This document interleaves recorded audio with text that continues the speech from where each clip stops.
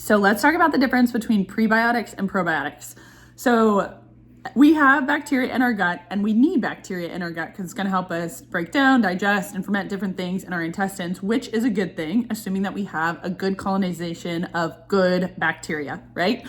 So when we talk about probiotics, right, probiotics, if we think about our intestines, I often talk about it like a neighborhood and real estate, right? So if we have a neighborhood and we have some empty lots, all right, probiotics are going to take pre-built houses and put them, so fully like actual bacteria cultures, and they're going to go in those empty lots to help to populate that neighborhood, right? So we're going to take already built houses and put them in the lots. When we talk about things like prebiotics is like dropping lumber into those empty lots instead, and it's essentially like a precursor for your body to be able to utilize to feed better bacteria as it goes and it grows, right? So that will help to colonize the appropriate bacteria in our gut. Now, a lot of times people will ask me, should I just take a random probiotic? And I typically say no, okay?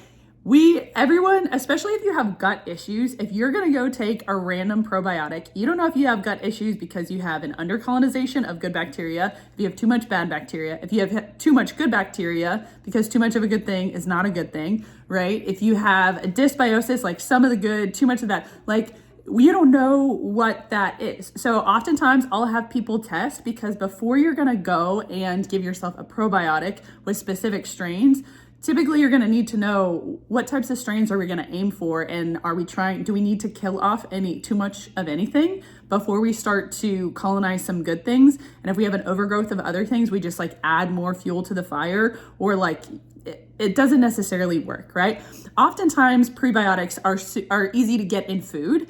And so we can talk about those, but things like onions, green bananas, like different things like that are going to help contain prebiotics. So there are healthy ways that your body can actually like use that if you do have empty space, and be able to colonize good bacteria in your gut without taking a supplement.